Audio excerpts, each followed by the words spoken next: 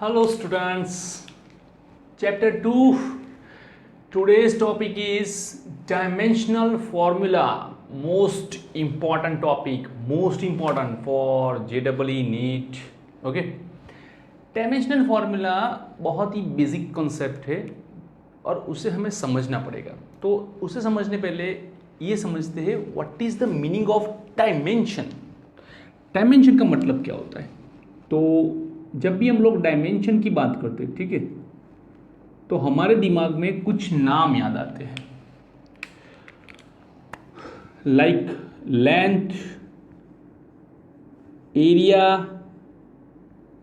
Width, radius, thickness, volume. These are the dimension. और ये कौन सा डायमेंशन है? ये डायमेंशन है ज्योमेट्रिकल डायमेंशन। किसी भी बॉडी का शेप कैसे बनता है, उस बॉडी की कैसे बोलते हैं वो, उसका डिज़ाइन कैसा होगा, ठीक है, उसको समझने के लिए ये क्वांटिटीज इंपॉर्टेंट थी। तो किसी भी बॉडी को समझने के लिए उसकी जो बेसिक प्रॉपर्टीज होती है उसे हम डायमेंशन कहते हैं, like length, thickness, height, width, radius, diameter, area, volume, whatever. Okay, तो ऐसे हमारे फिजिक्स के अंदर मुझे अगर किसी क्वांटिटी को समझना है तो उसके लिए हमें डायमेंशन की रिक्वायरमेंट रहती है। किसकी रिक्वायरमेंट रहती है? डायमेंशन की। तो कौन कौन से डायमेंशन है और कैसे कैसे डायमेंशन है? तो dimension is what?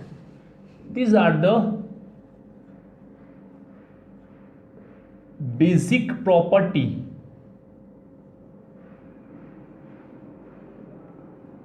To understand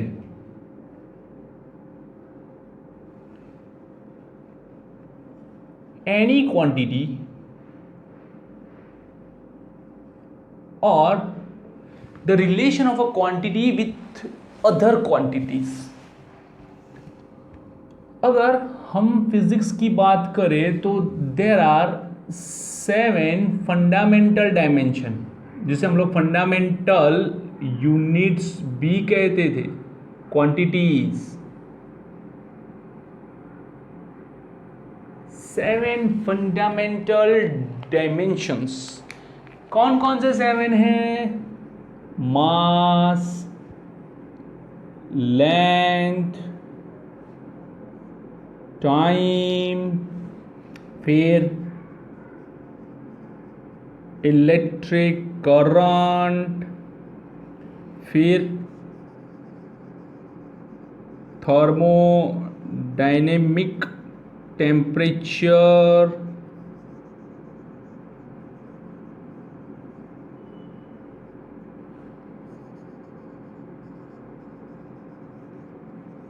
amount of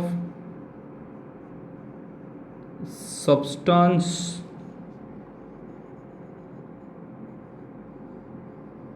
luminous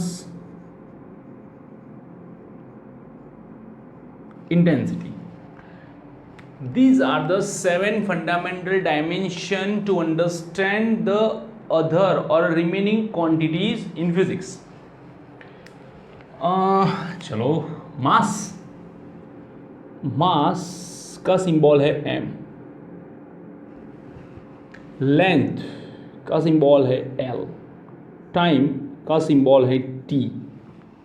लेकिन अगर सिंबल की बात करें तो इलेक्ट्रिक करंट, इनका जो सिंबल है, ये 3 का सिंबल उनके नाम से है, लेकिन ये जो 4 बचे इनका सिंबल उनकी यूनिट के नाम से है। जैसे कि अगर एम्पियर की बात करें तो उनका सिंबल है ए, करंट में a symbol. Okay.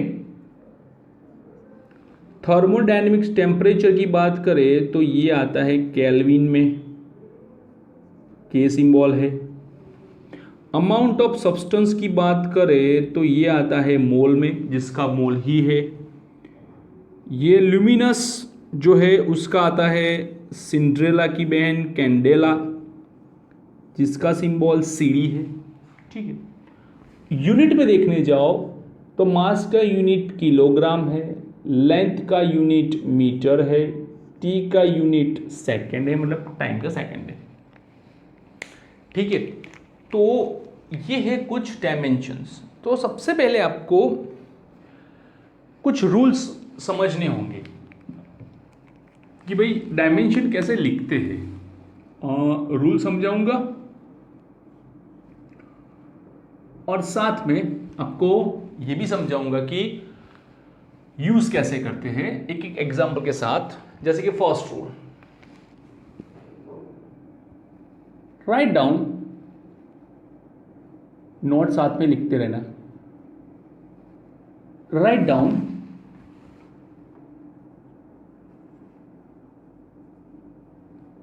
symbol of all present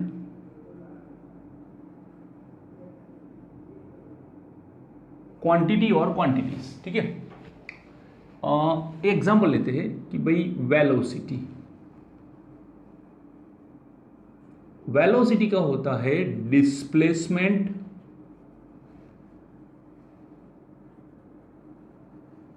divide by time. Displacement divide by time. तो चलो, displacement is a one kind of length. Displacement means distance between two points. Distance is called length. Sorry, length का symbol क्या है? L. नीचे कौन है? Time, उसका symbol क्या है? टी। तो write down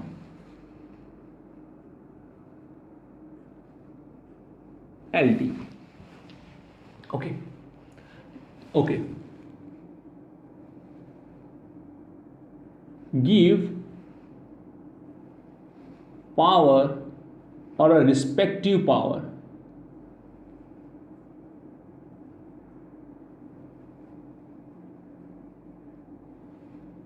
to all quantities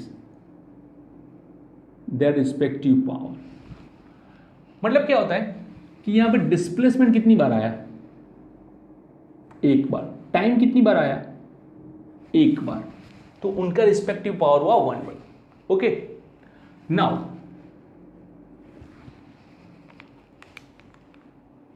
next is power की बात करें कि जो पावर है वो नेगेटिव भी हो सकता है।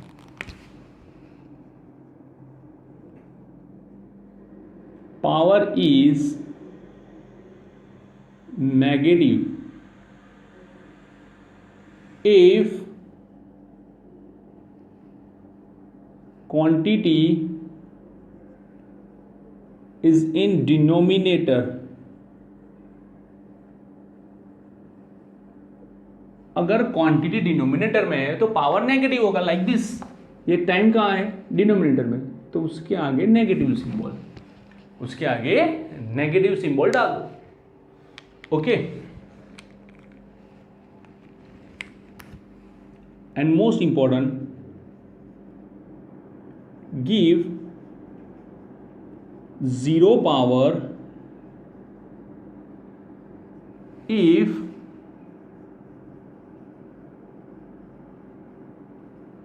quantity is absent or नहीं तो और मत लिखो, अदरवाइज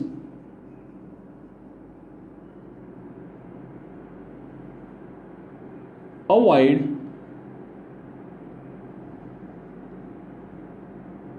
जीरोथ पावर क्वांटिटी।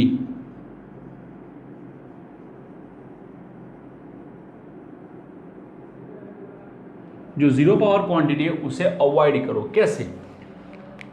यहां पे आपके पास टोटल कितनी क्वांटिटी है? 7। एम, एल, टी, ए, केल्विन, मोल, कैंडेला, ठीक है। इनमें से कोई भी क्वांटिटी इक्वेशन में प्रेजेंट नहीं है, दैट मीन्स 0। ओके। तो फॉर्मूला कैसे लिखोगे? तो इसका फॉर्मूला कुछ ऐसे लिखा जाएगा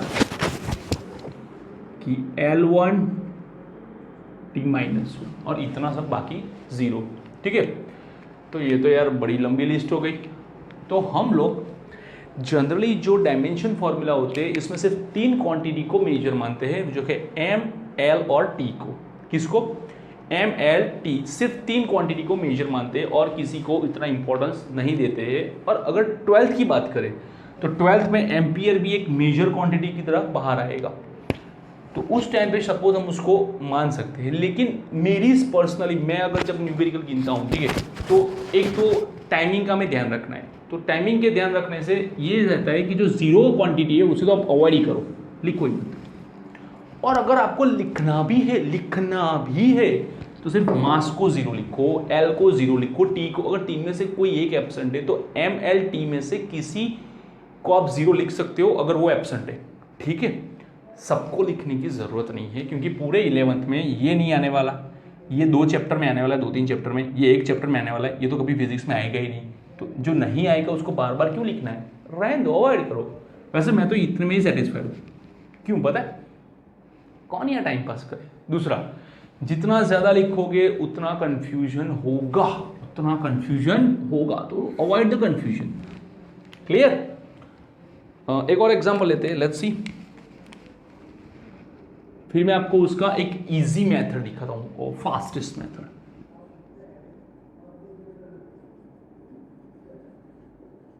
acceleration is what? Velocity divide by time, but velocity is what?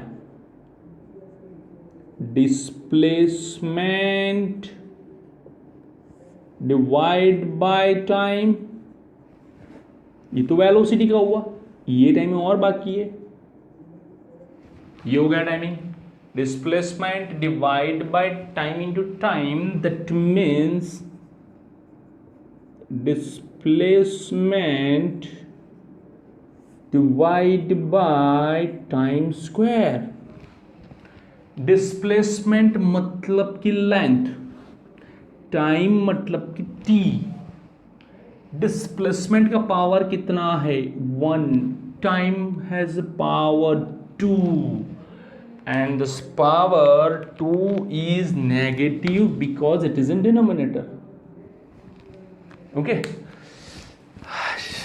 पसीना निकल गया इतना काम करते करते, बहुत ही ज्यादा यार, लंबा है यार। तो ये तो शुरुआत में ही ऐसी हालत होगी, और तो कितना जाएंगे। एक काम करते यार, कुछ आइडिया लगाते हैं शॉर्ट करने का, ठीक है। एक काम करो, आपको क्वांटिटी का यूनिट बताए, हाँ, कूद पड़ो यूनिट में। वेलोसिटी का यूनिट क्या है? मीटर पर सेकंड। मीटर मतलब किसका यूनिट है? लेंथ का। मीटर किसका यूनिट है? लेंथ का। सेकंड मतलब किसका यूनिट है? टाइम का। किसका यूनिट है? टाइम का। देखो सर क्या हुआ, ये तो वही हुआ ना, यहाँ से जाओ यहाँ से जाओ, ये बात भी सही है, ये तो वही हुआ। चलो, एक्सेलरेशन का क्या है? मीटर पर सेकंड स्क्वायर, सबको पता है। मीटर म्हणजे एल, सेकंड मीन्स टी। अब बोलो वही का वही हो गया ना, शॉर्टकट, सीधा फास्ट, यूनिट से सीधा चले जाओ। यूनिट मीटर किसका है? एल का। सेकंड किसका है? टी का। डाल दो, फास्ट, ये सब खत्म हो गया भाई। तो याद रखो कि आप जो भी क्वांटिटी है उसका यूनिट याद रखो। क्या याद रखो? यूनिट, ताकि बन सके। ये रट्टा नहीं मारना है भाई, रट्टे की बात मत करो यार। रट्टा मारना है तो अभी वीडियो बंद कर दो, रट्टा नहीं मारना है। रट्टा नहीं, हमें समझना है उसे। रट्टा मार के तो किसी का भला नहीं हुआ। कौन बोलता था? रेंचो बाबा बोलते थे ना ऐसा, कि यार रट्टा मत मारो, रट्टा मारने से कोई आगे नहीं बढ़ता है। तो लेट्स सी कि हम आगे जाए। सबसे पहले वेलोसिटी, ठीक है, या तो फिर हम लोग स्पीड की बात कर सकते हैं। काम करो ना, वेलोसिटी, स्पीड, इन दोनों की बात करते हैं। वेलोसिटी और स्पीड की बात करें तो उसका डायमेंशन फॉर्मूला मैं तो नहीं लिख रहा हूं। L1 T-1 अभी यहां पे लिखा था। तो एग्जैक्टली ये दो क्वांटिटी है, अलग अलग है, लेकिन दोनों में वैल्यू सेम होती है, सिर्फ एक में डायरेक्शन नहीं होती है, इसमें डायरेक्शन होती है। डायरेक्शन का एमएलटी पे कोई फर्क नहीं पड़ता है, डायरेक्शन से एमएलटी कभी भी चेंज नहीं होता है। एमएलटी यूनिट से बनता है, इन दोनों का यूनिट सेम है। क्या है? सेम है। तो चलो आगे बढ़ते हैं। उसके बाद कौन आया? एक्सेलरेशन।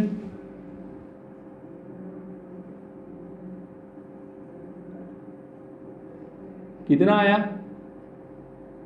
L1 t-2। एक काम करो, ये जो नेगेटिव पावर है उसे हम लोग रेड जोन में डाल देते हैं। अभी तो बहुत फेमस है रेड जोन, ब्लू जोन है in corona time. Okay, let's see next. Area. Area का मतलब क्या होता है? लेंथ इंटू ब्रेथ, और लेंथ इंटू थिकनेस, और ब्रेथ इंटू थिकनेस, और लेंथ स्क्वायर, और रेडियस स्क्वायर, डियामीटर स्क्वायर। ओ बाप रे यार, एक काम करो ना, मेरे पास ना इसका यूनिट है मीटर स्क्वायर। ठीक है, क्यूब हो, सर्कल हो, स्फीयर हो, स्क्वायर हो, रेक्टेंगल हो, ट्रायंगल हो, फॉर्मूला अलग अलग होंगे, यूनिट सबका सेम है, क्योंकि यूनिट किसका है? एरिया का। मीटर, मीटर का मतलब है भाई, मीटर किसका है? लेंथ का। L2, L2। तो यहां पे मुझे एक नया मिला, एरिया, इट्स L2। ओके, मुझे दूसरा नहीं लिखना है, जैसे सब लिखते हैं ना M0, L2, T0, नहीं लिखना है भाई। इतना कौन, किसके पास टाइम है? मेरे पास तो नहीं है भाई, चेक करने का भी नहीं है। Volume LBH, length breadth height, length breadth thickness, length thickness height, या तो फिर 4/3 pi r cube, radius cube, diameter cube. यार छोड़ो ना, उतना कौन जानता है यार, मीटर क्यूब ले लो ना, खत्म करो यार बात को। मीटर मतलब L3। तो वॉल्यूम का हो गया मीटर क्यूब। आपको यूनिट पता है वॉल्यूम का? क्यूब मीटर या तो मीटर क्यूब, वट एवर जो आप 10th में यूज करते थे वही है। तो फॉर्मूला से जाओगे तो 100 फॉर्मूला आएंगे। यूनिट याद रखो, fast, quick quick.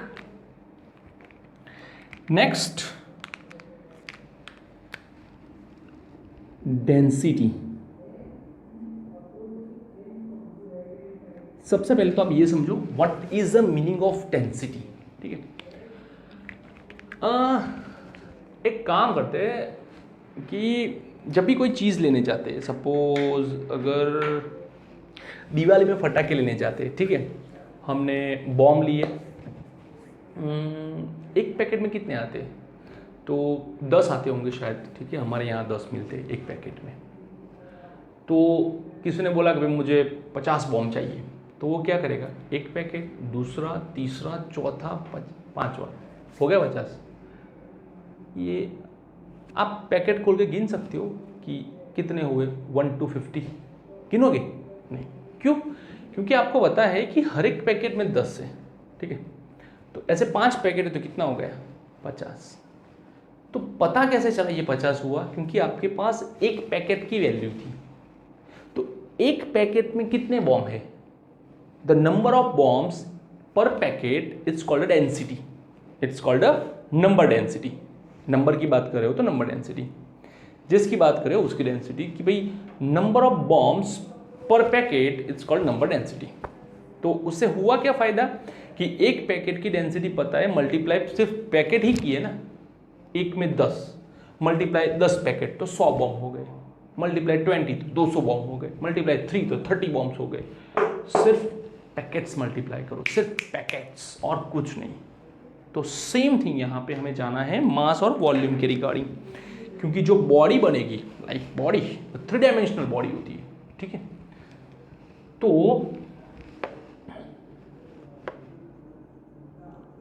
mass occupy per unit volume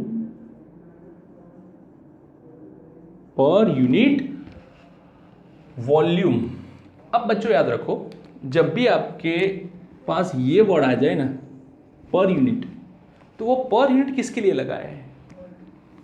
volume के लिए। तो आपको ये फिक्स करना है कि जिसके लिए पर यूनिट लगाया ना उसे आप डिनोमिनेटर में डाल दोगे। कहाँ डाल दोगे? डिनोमिनेटर में। इसको लटका के रखोगे। तो ये जो डेंसिटी है, डेंसिटी का फॉर्मूला बनना, लटका के रखो भाई वॉल्यूम को। ओके, हम लोग एग्जैक्टली किसके रिगार्डिंग बात कर रहे थे? तो वहां पे हम लोगों ने नंबर ऑफ बॉम्ब्स के रिगार्डिंग बात की थी, नंबर की बात की थी। यहां पे हम लोग मास की बात कर रहे हैं। किसकी बात कर रहे हैं?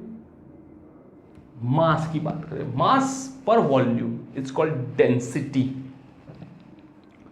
मास is kilogram, volume it's metre cube. Volume metre cube, mass kilogram. तो डेंसिटी का मतलब हुआ कि 1 मीटर क्यूब में कितना मास है। सपोज मेरे पास कॉपर का है, तो कॉपर के 1 मीटर क्यूब का मास होता है around 8,900 kilogram. Around 8,900 kilogram 1 metre cube का। सपोज मेरे पास ऐसा कोई भी शेप का 3 डायमेंशनल व्यू है, ठीक है। मुझे उसका वॉल्यूम पता है कि भाई इसका वॉल्यूम 3.5 मीटर क्यूब है। तो सिर्फ मल्टीप्लाई करना है मुझे 8900 से, तो इसका मास मिल जाएगा। आप सोचोगे सर ये क्यों करना है? वेट स्केल पे ले लो ना भाई, उठा सकते हो इतने को? 8,900 किलोग्राम को क्या आप पुल कर सकते हो? उठा सकते हो? नहीं। तो क्यों सोच रहे हो कि इसको भी उठा लो? यार ये तो इससे भी बड़ा है, इससे 3.5 गुना ज़्यादा है। तो उठाने का तो सवाल ही नहीं हुआ। और अगर जो चीज़ कैलकुलेटर से मिल जाती है या तो सिंपल नोटपैड के वर्क से, तो उसके लिए भाई फिजिकल वर्क क्यों करना है? ब्रेन, साइंस स्टूडेंट यार, ब्रेन यूज करो। खोपड़िया में बहुत ही ताकत होती है। तो किलोग्राम मतलब मास, मीटर मतलब लेंथ। मास कितनी बार है? 1 बार। मीटर कितनी बार है? 3 बार। लेकिन मीटर कहाँ है? डिनोमिनेटर में। नेगेटिव यूज करो। क्या यूज करो? नेगेटिव यूज करो। तो आपके लिए मिलेगी डेंसिटी। डेंसिटी है M1L3, M1L3 but negative, M1L-3, ये है आपकी डेंसिटी। ओके, तो डेंसिटी का यूनिट क्या है? तो डेंसिटी का यूनिट है किलोग्राम पर मीटर क्यूब। सबको निकाल दो। ये जो मैंने आपको बताया कि वे डेंसिटी, तो मैंने आपको एक्सप्लेन किया what is the meaning of density, शायद आपके लिए पहली बार वर्ड हो। तो डेंसिटी का मतलब होता है मास ऑक्यूपाई पर यूनिट वॉल्यूम। क्यों यूज करते हैं? ताकि कोई अगर डिफरेंट वॉल्यूम आए तो उसका मास हमें डायरेक्टली बाय कैलकुलेशन पता चले। तो किलोग्राम पर मीटर क्यूब, तो किलोग्राम मतलब मास, मीटर मतलब लेंथ डाल दो। गलती मत करना मेरे बच्चों याद रखो, जब भी ये मीटर होता है ना, तो आप लोग इतना स्पीड से दौड़ते हो ना कि मेरा पहला खत्म हो जाए, आप सीधा एम लगा देते हो। क्या लगा देते हो? एम। नहीं भाई, उतना एम नहीं लगाना है, उतना जोर से। यहाँ पे आप मीटर मतलब एम कर देते हो यार, M1, M3, M2, M3, ठीक है। वो नहीं करना है आपको। M1, M2, M3 क्यों करना है भाई? मीटर एम किसके लिए है? मास के लिए है। ये यूनिट का सिंबल है, ये क्वांटिटी का सिंबल है। क्यों मर्ज कर रहे हो दोनों को? इसलिए मैंने यहाँ पे लिख के रखा है ताकि वो दिक्कत ना हो। तो उतनी स्पीड मत करो, वरना जितने मार्क्स का डायमेंशन फॉर्मूला होगा वो पूरे का पूरा चला जाएगा। यहाँ पे ऐसी कोई सिस्टम नहीं होगी कि आपको आधा अधूरा मिले मार्क्स। यहाँ पे 0 मतलब 0, बात खत्म। क्लियर? तो ये हो गया हमारा 3। चलो नेक्स्ट आगे बढ़ते हैं। एक ऐसी क्वांटिटी जो आपने सिर्फ नाम सुना है उसका,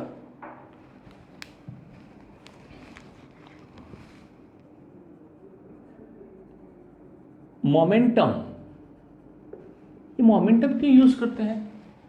मोमेंटम एग्जैक्टली यूज क्यों होती है? सबसे पहले तो याद रखना, momentum gives value of force. ये फोर्स की वैल्यू हमें देती है। किसी बॉडी पे कितना फोर्स लगेगा वो ये मोमेंटम डिसाइड करता है, एग्जैक्टली मोमेंटम नहीं, change in momentum. Momentum is a mass into velocity. Mass मतलब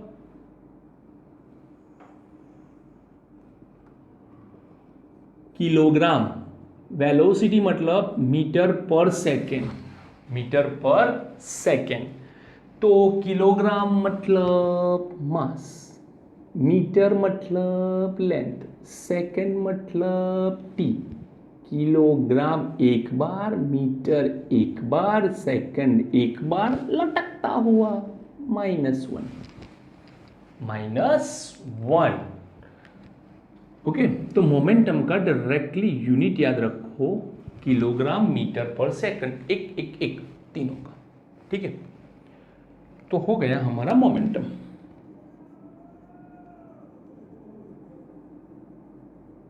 momentum is m1 l1 t -1, m1 l1 t -1, ये हो गया आपका मोमेंटम का। क्लियर? उसके बाद आएगा नेक्स्ट फोर्स। मूवी की बात नहीं कर रहे हो भाई, फोर्स पता है सबको। फोर्स मतलब माँ होती है, और माँ जब फोर्स देती है झाड़ू से तो कैसा लगता है? फोर्स मतलब माँ, MA। M मतलब केजी, मास। A मतलब एक्सेलरेशन, मीटर पर सेकंड स्क्वायर। तो फोर्स का यूनिट क्या हुआ? किलोग्राम मीटर पर सेकंड स्क्वायर। किलोग्राम, अगर यूनिट याद ना रहे तो फॉर्मूला से आप बना सकते हो, F = ma। M मतलब किलोग्राम, A मतलब एक्सेलरेशन। जिसको यूनिट याद रहता है वो डायरेक्टली यूनिट लिखो, अगर याद नहीं रहता है तो थ्रू द फॉर्मूला आप जा सकते हो, लेकिन प्लीज प्लीज रट्टा नहीं भाई। किलोग्राम एक बार, मीटर एक बार, सेकंड दो बार, वो भी नेगेटिव, तो आपको यूज करना है फोर्स।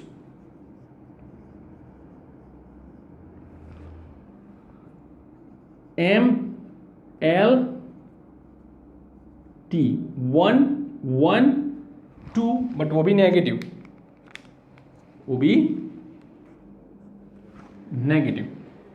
क्लियर?